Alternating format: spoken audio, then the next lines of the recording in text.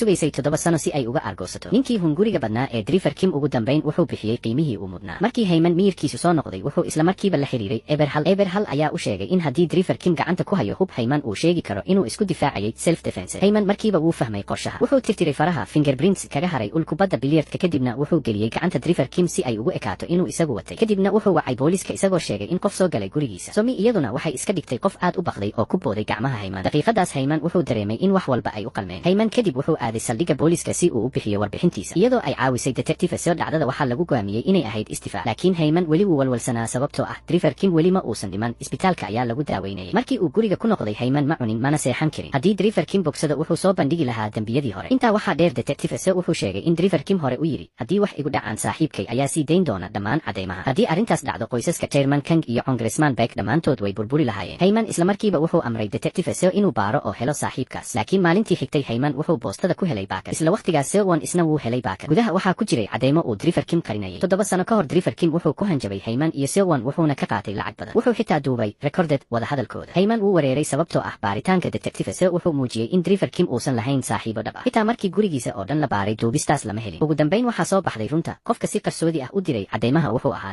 Namjoon ayaa hore u helay cadeymaha Driver Kim kadibna si qarsoodi ah ugu diray Heyman iyo Sewon wuxuu ogaa in si ay u qariyaan runta ay dilayaan Driver Kim sida la filayay Heyman wuxuu aaday qolka isbitaalka ee Driver Kim markuu arkay xaaladiisa weli ma garan karin cidda dirtay cadeymaha laakiin si uu uga hortago dhibaato kale wuxuu amray detective soo in Driver Kim la khaarijiyo sida ugu dhaqsaha badan habeenkaas gacan ayaa u soo fiday ugu dambeyn Driver Kim wuxuu ku dhintay gacanta dadkiisii isaga la shaqaynayay markay argoosigeeda sii waday haweeneydu waxay gaartay heer ay ogolaato guurka uu soo bandhigay cadowgeeda arrintan aad bay uga walwalsiisay Namjoon wuxuu ka baqayay in Somi ay gaarto meel aan dib looga soo laaban karin laakiin Somi si ay uga argudato waxay diyaar u ahayd inay wax walba u hurto iyadoo sii wadaysa soo jiidashadeeda Somi waxay ku qancisay Heyman inuu gurigiisa keeno laakiin si lama filaan ah waxaa halkaas joogay President Hyun markay aragtay Somi oo xaday saaxiibkii gabadheeda President Hyun mar dambe uma muujin wax naxariis ah waxay xulafo la noqotay hooyada Heyman iyagoo bilaabay inay Somi ku jeesjeesaan oo ku qoslaan arrintan aad bay uga xanaajisay Heyman markii hooyadiis ku eedeysay Somi wuxuu si adag ugu dhawaaqay inuu cidna guursan doonin marka laga reebo Somi isla waqtigaas Namjoon wuxuu yimid xafiiska xeer ilaaliyaha wuxuu watay cadeymo uu sanado badan ururinayay oo ka dhan ah qoyska Kang iyo Congressman Beck wuxuuna damacsanaa inuu siiyo xeer ilaaliye uu ku kalsoon yahay laakiin Sewon oo isaguna xeer ilaaliye ahaa si degdeg ah ayuu arrinta u ogaaday isla markiiba Congressman Beck wuxuu wargeliyay Chairman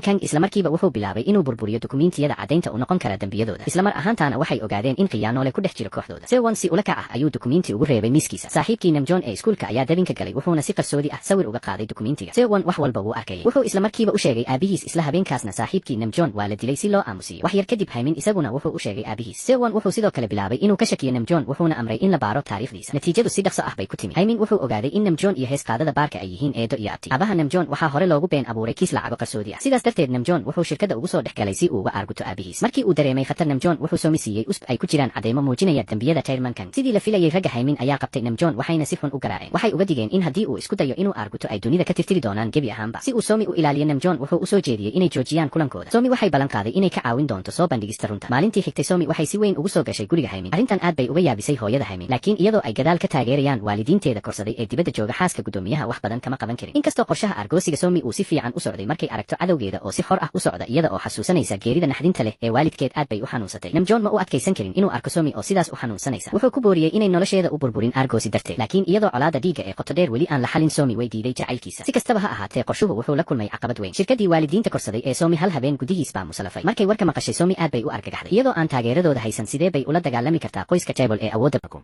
wuxuu ku eedeeyay xaaskiisa inay dooratay Somi halkii ay ka dooran lahayd madaxweyne Hyun hadda waa inay xiriirka qoyskiisa iyo kan madaxweyne Hyun dib u hagaajiyaan xaaska gudoomiyaha ma lahayn doorasho kale waxayna si hoose ugu baryootantay madaxweyne Hyun inuu ogolaado in labada caruur ah si degdeg ah loo guuriyo si uu farxadda gabadhiisa u ilaaliyo madaxweyne Hyun uu ogolaaday Somi oo hadda aan wax faa'iido ah u lahayn waxaa si naxariis darro ah guriga uga saartay xaaska gudoomiyaha balse Heyman ma uusan doonaynin inuu ka haro Somi wuxuu ballan qaaday inuusan ka tegi doonin wuxuuna go'aansaday inuu si qarsoodi ah u guursado iyada isagoo ka qarinaya waalidkiis Mari iyo Heyman qorshaha Somi kuma jirin balse si ay argoosigeeda u sii wado waa inay doorasho samaysaa ugu dambeyntii Somi waxay dooratay inay guursato cadowgeeda tani ma ahayn aroos jacayl ku dhisan waxaana dhibaataysan oo keliya aysan ahayn Somi markii Suji ay aragtay sawirada arooska way ku adkaatay inay aqbasho waxay bilowday inay xumaan u qaado Somi waalidka Heyman waxay isku dayeen inay joojiyaan iyagoo iska dhigaya inay jiran yihiin balse Heyman kuma kadsoomin wuxuu si fudud uga codsaday inay ducsiiyaan iyagoo aan doorasho kale haysan waa inay ogolaadaan in Somi guriga soo degto balse xaaska gudoomiyaha waxay raadinaysay fursad kasta oo ay ku bahdisho Somi way dulqaadatay wax walba markii ay aragtay qolkii arooska oo la burburiyey Heyman wuu ogaa inay hooyadiis ka dambaysay wuxuu la tagay Somi si ay ula hadlaan hooyadiis Heyman wuxuu hooyadiis siiyey laba doorasho midkoodna inay guriga u wareejiso magaca Somi ama inay isla markiiba ka guuraan guriga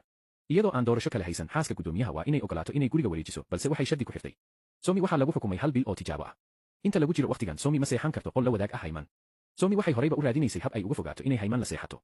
Waxay si fudud u aqbashay shuruudda xaaska gudoomiyaha. Sidan ayay diiradda ugu saari kartaa talaabooyinkeeda xiga. Somi waxay si kas ah casuuntay Sione inay casho wada cunaan. Kadibna waxay xog u dirtay xoghayaha Hayman. Markii Hayman ogaaday in Sione uu la cashaynayo Somi si caro leh ayuu u soo degdegay. Xilligaas Somi iyo Sione waxay ku sugnaayeen maqaaxi badda agteeda ku taal. Intii uu Sione musqusha ku maqnaa, Somi waxay cabitaankiisa ku dartay kaniini hurdo. Dhawaan Sione wuxuu ku gamay gaariga. Hayman isla markiiba halkaas ayuu yimi. Somi waxay aragtay isaga oo soo socda waxayna si dhaqso ah u xiratay indhaheeda. Markii uu arkay Somi oo hurda, Hayman wuu qaaday oo gaarigiisa ayuu saaray. Isla markaas Sione wuu soo toosay. Wuxuu ka soo degay gaariga isagoo si aan xasiloonayn ugu soo dhaqaaqaya iyaga. Hayman wuxuu ka buuxsantay caro. Wuxuu feer xoogan ku dhuftay Sione isagoo ku eedeynaya inuu isku dayay inuu Somi ku xadgudbo. Labadii saaxiib ee dhawaa waxay isla markiiba noqdeen cadow. Somi waxay ku fadhiday gaariga iyadoo daawanaysa sida ay xaaladdu u socoto. Jiman markii ay maqashay in Sione dhaawacmay, waxay u timid inay qalbi qaboojiso. Labadooda muddo dheer ayay xiriir lahaayeen. Xaqiiqdii ilmaha Jiman wuxuu ahaa mid Sione dhalay. Keijin waxba kama aysan ogeyn. Somi muddo dheer ayay dareensanayd inay wax ka dhexeeyaan. Waxay wargelisay wariye. Markii Jiman ay isku diyaarinaysay inay baxdo, wariyayaal ayaa hareeriyay. Mid waa jilaacaan ah. Kan kalena waa dacwad ooga sare. Xiriirkooda qarsoon wuxuu noqday war weyn. Waxay ahayd arrin dhaawac weyn u geysan karta labadooda xirfadooda.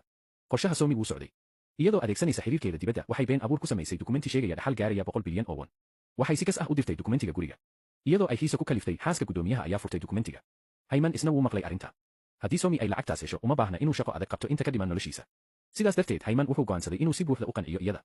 Kaliya ma ahayn inuu guriga magaca Somi ku wareejiyo, balse wuxuu sidoo kale siiyey 5% saamiyada shirkadda. Markii Somi ay aragtay in dukumentiga la furay, waxay ogaatay inay dabinkeedii galeen. Buu u murugooday. Maalintii xigtay, gudoomiyaha Kong wuxuu helay warqad war ah oo ku saabsan shilkii dhacay qoyska Somi 7 sano ka hor. Tani waxay cabsi gelisay. Habeenkii, maamulaha halna wuxuu sidoo kale helay wicitaan hanjabaad ah oo ka yimid darawalka dhintay Kim. Dhammaantan waxaa samaysay Somi. Laakiin xilligaas, Somi si qarsoodi ah ayaa u gudbinaysay duubis ninka guryaha. Gudoomiyaha Kong ayaa si kadis ah u arkay. Asalka ninka guryaha ayaa si dhaqso ah loo ogaaday. Gudoomiyaha Kong hadda wuu ogaa in qoyska ay leedahay xafiiltan weyn oo isaga ka dhexeeya. Booliska maamulaha ayaa isticmaalay 2 gabdhood oo ninka guryaha ah si ay ugu hanjabiyaan inay ka sheekayso cidda ka dambaysa wax walba. Si ay u ilaaliso gabdhooda, ninka guryaha ma haysan wax kale oo ay samayso marka laga reebo inay ogolaato. Waxay shaacisay aqoonsiga Somi. Gudoomiyaha Kong ayaa la yaabay. Isla waqtigaas, Edonem John ayaa u sheegtay Somi in daboolka ninka guryaha la shaaciyay. Waxay ku boorisay Somi inay si degdeg ah uga baxdo gurigaas. Markii ay maqashay, Somi waxay ka carartay. Laakiin ma aysan doonin inay si fudud u baxdo. Xilligaas, gudoomiyaha Kong wuxuu ku jiray fikrad. Hooyada Somi mar ayay u sheegtay in Somi ay tahay gabadhiisa dhabta ah. Tani waxay gelisay niyad jab. Codka Somi oo soo laabanaya ayaa ka jabay fikradihiisa.